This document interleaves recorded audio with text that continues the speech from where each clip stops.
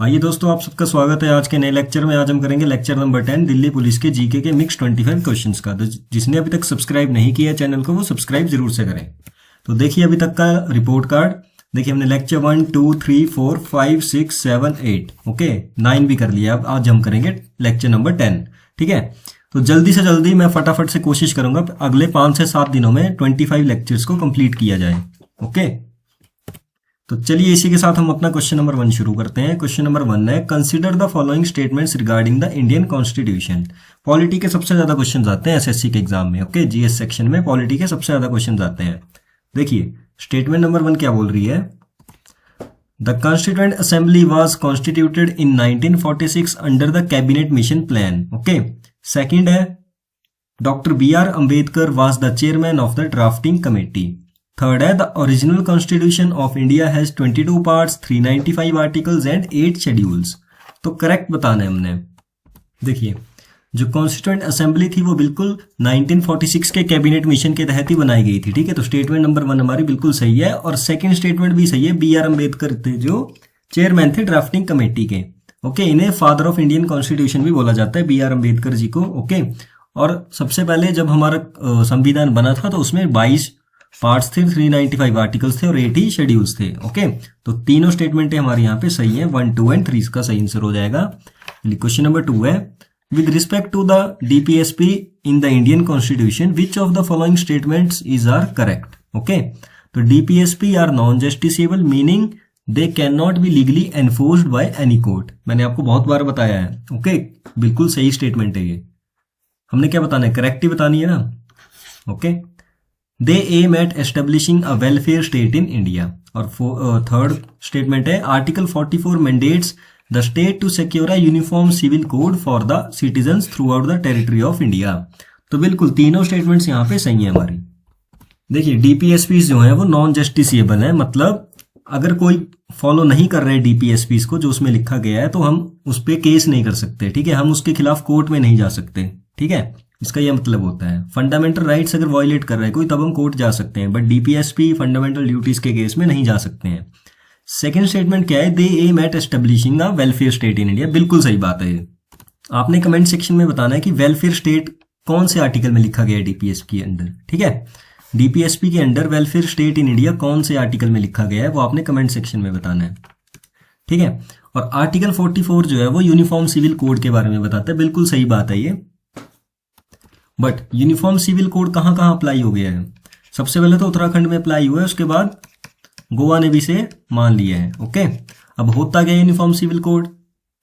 Uniform civil code ये होता है कि पूरे जितने भी लोग हैं आपकी स्टेट में या आपके इंडिया में उनके लिए सिर्फ एक ही लॉ हो। ओके, एक ही लॉ मतलब अगर कोई शादी करे तो उसका एक ही फॉर्मेट हो। ओके, कोई डाइवोर्स है उसका एक ही प्रोविजन हो, एक ही तरह से सबका डाइवोर्स होता हो। ठीक है, कोई अडॉप्शन है उस चीज का एक ही लॉ हो। ठीक है, इस तरह से प्रॉपर्टी राइट्स है उसका एक ही लॉ होना चाहिए। ठीक है, इस चीज को बोलते हैं यूनिफॉर्म सिविल कोड, बट ये सिर्फ अभी तक उत्तराखंड और गोवा में फॉलो हुआ है। चलिए थर्ड क्वेश्चन करते हैं, विच of the following statements about the Samaveda is incorrect. Incorrect बताना है। सबसे पहले क्वेश्चन को पढ़ेंगे और ध्यान से पढ़ा करें हमेशा से। ठीक है, कि करेक्ट पूछा है इनकरेक्ट पूछा है क्या पूछा गया उसमें। ठीक है, सो स्टेटमेंट नंबर 1 है, it is the oldest Veda among the 4। अब देखिए यहीं पे आपको मिल गया आपका आंसर। इनकरेक्ट स्टेटमेंट नंबर 1 ही है, ऑप्शन नंबर A, क्योंकि ओल्डेस्ट कौन सा है, ऋग्वेदा। ठीक है, ऋग्वेद, सामवेद, यजुर्वेद, अथर्ववेद, 4 वेद है ना आपके। सो स्टेटमेंट नंबर 2 है, it is considered the primary source of Indian music and art. तो याद रखेंगे सामवेद में म्यूजिक और आर्ट के बारे में बताया गया है। ठीक है, प्राइमरी सोर्स है उनका। The hymns of Samaveda were recited by Udgatri. Okay, ये भी याद रखेंगे। Most of its hymns except for 75 are taken from the Rigveda. ये भी याद रखेंगे। ठीक है, तो चलिए क्वेश्चन नंबर 4 करते हैं हम। Consider the following historical events. सबसे पहले पिट्स इंडिया एक्ट। ओके, उसके बाद है regulating act, government of India act और इंडियन काउंसिल्स एक्ट। तो आपने क्रोनोलॉजिकल ऑर्डर में बताना है इनको, अर्लीस्ट टू लेटेस्ट। अब देखिए 2 तो आपको दिख रहे हैं पहले ही। ठीक है, कि 1892 वाला पहले होगा और मतलब 4 पहले होगा, 3 बाद में होगा। ओके, अब देखिए आपका 4 पहले आएगा 3 बाद में आएगा, तो 4 पहले 3 पहले, 4 पहले 3 पहले, यहाँ 4 पहले है 3 बाद में है। ठीक है, यहाँ 3 पहले है 4 बाद में, तो ऑप्शन डी तो आपका कैंसिल हो गया। अब देखिए आपका जो पिट्स इंडिया एक्ट है वो कब हुआ था, ये हुआ था आपका 1784 में, ठीक है, 1784 में। और रेगुलेटिंग एक्ट आपका कब हुआ था, 1773 में, ठीक है। तो सबसे पहले क्या आएगा, 2 आएगा, उसके बाद 1, उसके बाद 4, उसके बाद 3, तो ऑप्शन ए आपका सही आंसर हो जाएगा। चलिए नेक्स्ट क्वेश्चन करते हैं, question number 5, which of the following is not a characteristic of Indian constitution, ठीक है। तो बताना है कौन सी नहीं है। सबसे पहले blend of rigidity and flexibility, B है parliamentary form of government, C है इंटीग्रेटेड एंड इंडिपेंडेंट जुडिशरी, और डी है smallest constitution in the world, तो ऑप्शन डी। ओके, नॉट पूछा है ना, तो स्मॉलेस्ट नहीं है, लार्जेस्ट है भाई, याद रखेंगे। और बाकी ये फंक्शंस भी हैं इंडिया के कॉन्स्टिट्यूशन के, इन्हें भी याद रखेंगे। 6th क्वेश्चन है, which of the following is the largest gland in the human body. Largest gland कौन सा ह्यूमन बॉडी में, पेनक्रियाज, थायराइड, लीवर, किडनी, तो liver. Okay, liver is the largest gland in the human body. Question number 7 है, with respect to the atmosphere layers which of the following statement is correct. Okay, correct बताना है आपको। तो mesosphere contains the ozone layer, okay, which absorbs ultraviolet radiation, correct बताना है कि इन 4 में से कौन सी करेक्ट है। तो फर्स्ट गलत होगी, मीजोस्फेयर में नहीं होती है ओजोन लेयर, ठीक है, एक मिनट, मीजोस्फेयर में नहीं होती है, स्ट्रेटोस्फेयर में होती है, stratosphere. Okay, the troposphere is the lowest layer and contains almost all the water vapour. चलिए देखते हैं स्टेटमेंट नंबर 3 क्या है। The exosphere is the layer where all weather phenomena occur, बिल्कुल नहीं, एक्सोस्फेयर सबसे बाहर है। ओके, तो डी है the stratosphere is characterised by a decrease in temperature with increasing altitude, तो ये भी गलत है, ठीक है। अभी बताता हूं आपको स्टेटमेंट नंबर 4, तो आंसर हो जाएगा आपका option number B. Okay, lowest layer है, ठीक है, और contains almost all the water vapours. अब देखिए, एक मिनट, जैसे मान लीजिए आपकी ट्रोपोस्फेयर है, ये आपकी स्ट्रेटोस्फेयर है, ये मीजो है, ये आइनो या फिर थर्मो है, और ये ऊपर एक्सो है। ओके, अब जैसे जैसे आप ट्रोपोस्फेयर में ऊपर की तरफ को जाएंगे ना, तो टेम्परेचर क्या होगा, डिक्रीज होगा, ठीक है। जैसे आप पहाड़ों पे जाते हैं, ठीक है, तो अल्टीट्यूड गेन करते हैं, तो टेम्परेचर क्या होता है वहां पे, ठंड होती है ना एकदम से, ठीक है। फिर आता है ट्रोपोपॉज, ट्रोपोपॉज जब आएगा मतलब वहां पे स्ट्रेटो और ट्रोपो मिल रही होंगी, ठीक है। तो आप डिफरेंट लेयर में जाएंगे, जब आप स्ट्रेटोस्फेयर में ऊपर की तरफ को जाएंगे तो क्या होगा, टेम्परेचर भी बढ़ेगा, ठीक है। और मीजो में जब ऊपर की तरफ को जाएंगे तब अगेन टेम्परेचर डिक्रीज होगा। आयनों में जब ऊपर की तरफ को जाएंगे तो टेम्परेचर इंक्रीज होगा, ठीक है। ये मतलब उल्टा चलता है, अगर यहाँ डिक्रीज है तो यहाँ इंक्रीज है, यहाँ डिक्रीज है यहाँ इंक्रीज है, ठीक है।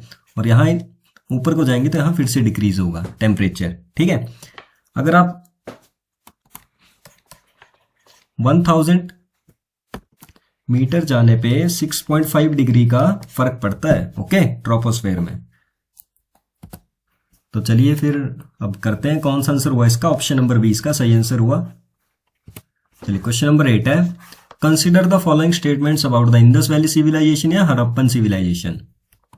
The city of Dholavira is known for its unique water harvesting systems and its division into 3 parts. Okay, the Harappan script has been successfully deciphered by archaeologists. Okay, decipher तो हुई नहीं है भाई। ओके, तो 2 तो आपका गया, 2 यहाँ भी है, यहाँ भी है, यहाँ भी है, ऑप्शन सी। अभी हमने थर्ड स्टेटमेंट पढ़ी भी नहीं, ठीक है।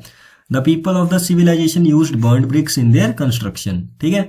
तो ऑप्शन सी आपका सही आंसर हो जाएगा, फर्स्ट और थर्ड स्टेटमेंट आपकी सही हो जाएगी।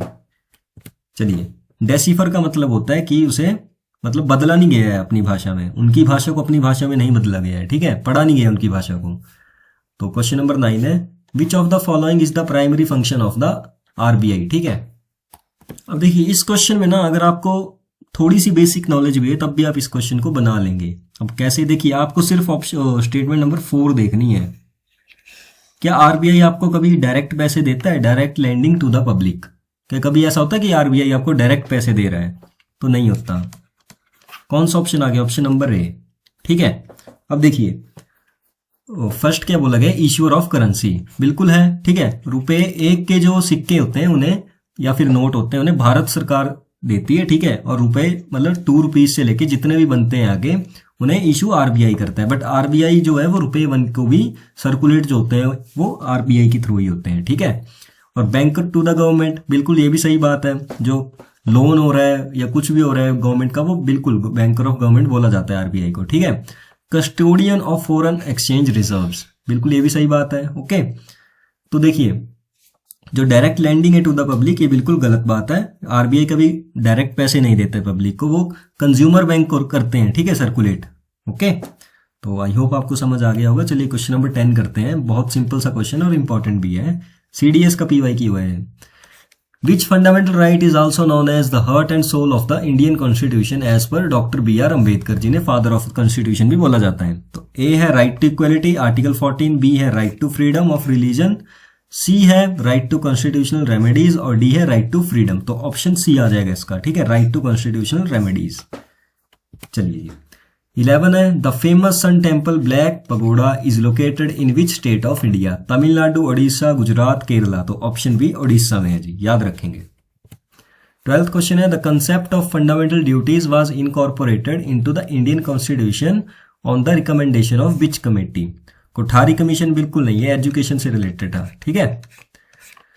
स्वर्ण Singh committee, Sarkaria commission, L M Singhvi committee. तो स्वर्ण सिंह कमेटी इसका सही आंसर आ जाएगा। आपने कमेंट में बताना है कि फंडामेंटल राइट्स हमने कौन सी कंट्री से लिए हैं, ठीक है, कौन से कॉन्स्टिट्यूशन से अडॉप्ट किए हैं। नेक्स्ट क्वेश्चन करते हैं, who was the first Indian to win a Nobel Prize. Very important question, ठीक है, और नहीं पता होगा मैक्सिमम को। C V Raman, mother Teresa, Rabindranath Tagore, Amartya Sen. तो वो थे रविंद्रनाथ टैगोर, ओके, याद रखेंगे। 14th है which part of the human I is responsible for controlling the amount of light that enters the I. Control कौन करता है जो लाइट एंटर हो रही है आपकी आई में। Retina, cornea, iris, lens. Retina के थ्रू तो एंटर होती है लाइट, पर कंट्रोल कौन करता है उसे, इरिस, ओके, याद रखेंगे। 15th क्वेश्चन है what is the full form of pin in the context of the postal system. तो क्या फुल फॉर्म होती है पिन की, पर्सनल आइडेंटिटी नंबर। आप भरते होंगे ना एड्रेस, उसमें आता होगा पिन कोड, बताइए अपना, तो उस पिन की फुल फॉर्म पूछ रहा है, okay. Permanent index number, postal index number या प्राइवेट इंफॉर्मेशन नंबर। तो option C postal index number, okay, और ये 6 डिजिट का होता है, ठीक है। मेरी तबीयत थोड़ी सी खराब हो गई थी, तो इसीलिए 3-4 दिन वीडियो नहीं आ पाए, ठीक है, तो उसके लिए सॉरी, बट कोई बात नहीं, अभी हम पूरी सीरीज को फटाफट से कंप्लीट करेंगे। Who is known as the father of local self government in India? Dalhousie, इन्हें नहीं पढ़ता भाई मैं। डलहौजी है, कर्जन है, कैनिंग है, रिप्पन है। तो वो था रिप्पन। देखिए आपको इसको अगर भूलते हैं ना, आपकी फर्स्ट कौन था, लास्ट कौन था, लोकल सेल्फ गवर्नमेंट कौन लाया या कुछ भी था, तो थोड़ी थोड़ी ट्रिक्स बना लिया करें खुद से भी। अब देखिए लोकल सेल्फ गवर्नमेंट, ठीक है, तो लोकल बात करी गई है, तो लोकल मतलब रूरल एरिया की बात होगी, ओके। अब आर से रूरल और आर से रिप्पन, इस तरह से याद करिए, ठीक है, तो नहीं भूलेंगे फिर आप। 17 है the term green revolution is primarily associated with the substantial increase in the production of which crops in India. अब देखिए ग्रीन रेवोल्यूशन में कौन कौन सी क्रॉप्स आएंगी उसके बारे में पूछा गया, बेहतरीन क्वेश्चन है, ओके। तो oil seeds and pulses, jute and cotton, wheat and rice, tea and coffee. तो option C wheat and rice, ठीक है। चलिए नेक्स्ट क्वेश्चन करते हैं, question number 18, which famous monument of Delhi was built by Qutbuddin Aibak. Red fort, Jama Masjid, Qutub Minar, Humayun tomb. तो ये बनाया था कुतुब मीनार, फाउंडेशन की थी इसने, और इसके सक्सेसर इल्तुतमिश ने इसका काम पूरा करवाया था, ठीक है। चलिए क्वेश्चन नंबर 19 है a person needs to be at least what age to be appointed as the governor of a state in India. 25 years, 30, 35, 40। तो 35 ईयर्स, ओके। पीएम बनने के लिए कितनी एज चाहिए, कमेंट सेक्शन में बताएंगे। क्या आप सभी पीएम बन सकते हैं? पीएम नहीं बना जा रहा अभी तो भाई, ठीक है। तो चलिए क्वेश्चन नंबर 20 है where did Gagan Narang win the bronze medal in the men's 10 metre air rifle event. तो ये तो थोड़ा अलग सा क्वेश्चन हो गया, ठीक है। तो इसका आंसर होगा 2012 लंदन ओलंपिक्स। ये न्यूज में होंगे कहीं ना कहीं, ठीक है, गगन नारंग, ओके, तब इनको क्वेश्चन आया यहाँ। चलिए क्वेश्चन नंबर 21 है consider the following statements about the recently inaugurated fast track immigration trusted traveller programme by the union home minister. देखिए the programme aims to provide faster immigration clearance for Indian nationals and overseas citizens of India passengers, okay. It was initially launched in Delhi 2024. The program was recently expanded to 5 additional airports including Lucknow and Amritsar. Correct बताना है आपके इसके बारे में। देखिए ये तीनों statements हमारी सही है। ओके, तो यहाँ पे लखनऊ था, अमृतसर था, तिरुवनंतपुरम था। ओके, दो और जगह थी वो मेरे को अभी याद नहीं आ रही, तो आप चेक करें इन्हें जरूर से कि कौन कौन सी 5 सिटीज थी। ओके, 5 लोकेशंस थी, आप जरूर से इन्हें चेक करें। तो चलिए क्वेश्चन नंबर 22 करते हैं। With reference to recent initiatives by Delhi government consider the following statements. The Delhi government declared nearly 41 square kilometres of the southern ridge area as a reserved forest.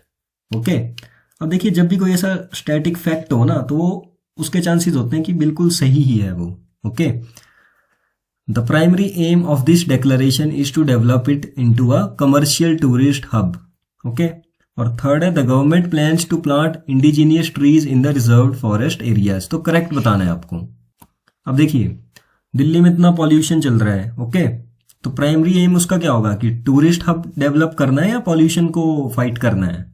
तो टूरिस्ट हब तो बिल्कुल नहीं होगा, ठीक है, तो उन्हें करना है पॉल्यूशन को कंट्रोल, इसलिए उन्होंने ऐसा किया, 41 स्क्वायर किलोमीटर के एरिया को फॉरेस्ट रिजर्व एरिया रहने दिया। ओके, तो 2 तो गलत हो गया, तो कौन सा बचा 1 और 3, option number C.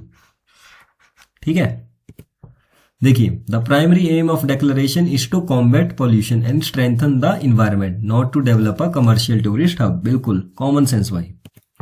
23rd question है। देखिए आपको ऐसे क्वेश्चंस बनाने हैं वहां पे, ठीक है, अगर आपने नहीं भी पढ़े हुए तो अपनी कॉमन सेंस का यूज करना है थोड़ा सा और रिस्क लेना है। अब देखिए आप जब पेपर में बैठेंगे ना, 50 क्वेश्चंस होंगे आपके पास जीएस के, दिल्ली पुलिस के, तो आपको जितना ज्यादा जीएस आता है ना, तब भी आपसे मुश्किल से ज्यादा मैं बोलता हूँ 25 से 30 के बीच बीच में बनेंगे। बहुत ज्यादा बोल दिए मैंने, ठीक है, बट आप जब तक रिस्क नहीं लेंगे ना इस तरह से, थोड़ा सा आपको खेलना पड़ेगा जीएस में, दिल्ली पुलिस में स्पेशली। ओके, क्योंकि 50 क्वेश्चंस आ रहे हैं भाई जीएस के, तो आपको ऐसे क्वेश्चंस में रिस्क लेना है, थोड़ा सा कॉमन सेंस का यूज करना है वहां पे। ओके, तो कम से कम आप 30+ तो मार के आइए, ठीक है, बट ऐसा नहीं कि तुक्के लगा दिए सब में, सारे तुक्के मत मार के आए कृपया करके। मैं ऐसा नहीं बोल रहा, ऐसा बिल्कुल नहीं बोल रहा मैं सारे तुक्के मारे। सबसे पहले तो आप वो क्वेश्चंस कीजिए जो आपको बिल्कुल आते हैं, ठीक है। मान लीजिए आपसे 22-23 क्वेश्चन वैसे हो जो आपको बिल्कुल आते हैं, 22 से 25 क्वेश्चन आपने वैसे कर दिए, तो उसके बाद आपने 5-7 क्वेश्चन में रिस्क ले लेना है भाई, ठीक है, कि आपको 50-50 लग रहा है ना उसमें, तो आप जरूर उसको अटेम्प्ट करिए।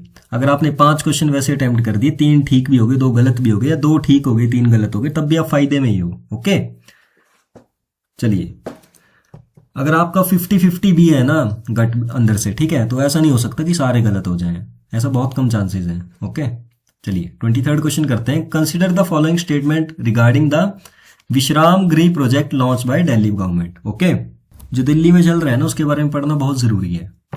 स्टेटमेंट नंबर 1 है the project aims to offer rest facilities for patient attendants at city hospitals. Okay, the facility will be provided at a nominal charge of ₹5। Third है the initial phase of the project is set to begin at Lok Nayak, Ambedkar and Deen Dayal Upadhyay hospitals. तो correct बताना है आपने। तो बिल्कुल ये तीनों statements आपकी करेक्ट है, ठीक है, इसमें समझाने वाला तो कुछ भी नहीं है। ओके, प्रोजेक्ट है, कोई एम है जिसमें रेस्ट फैसिलिटीज है पेशेंट्स के लिए। ओके, और ये कुछ हॉस्पिटल्स में जैसे लोक नायक है, अंबेडकर है, दीन दयाल उपाध्याय हॉस्पिटल है, ठीक है, ₹5 के मिनिमल चार्ज पे। चलिए देखिए वही लिखा है यहाँ पे, the Vishram Grih pilot project provides essential rest facilities to patient attendants at a very minimal cost of, ठीक है, इन सिलेक्टेड हॉस्पिटल्स। चलिए 24th क्वेश्चन है। 24th क्वेश्चन है, who was recently appointed as the mental health ambassador for the Tele MANAS initiative. कौन है? नीरज चोपड़ा है, PV Sindhu, Deepika Padukone या विराट कोहली। तो दीपिका पादुकोण है, ठीक है, याद रखेंगे। लास्ट क्वेश्चन आज की क्लास का हमारा, which social issue is the government targeting through the 100-day intensive awareness campaign. तो इसका सही आंसर आ जाएगा फीमेल फोर्टिसाइड। ओके, तो 100-day इंटेंसिव अवेयरनेस कैंपेन इसी के लिए लगाया गया था। तो आई होप आपको आज के 25 क्वेश्चंस अच्छे लगे होंगे। तो चलिए मिलते हैं नेक्स्ट लेक्चर में, लेक्चर नंबर 11 में, ठीक है। तो जल्दी से जल्दी मैं 7 से 8 दिनों में, ठीक है, 7 से 8 दिनों में मतलब 20 दिसंबर तक, 20 दिसंबर तक इन 25 क्लासेस को पूरा करने की कोशिश करूंगा। कोशिश नहीं, कर दूंगा, ठीक है, अगर तबीयत सही रही तो कर दूंगा। आप सब ने एक काम करना है, जो मैंने कमेंट करने के लिए बोला है, जो जो चीज़ें आपको, वो आपने कमेंट करना है, ठीक है।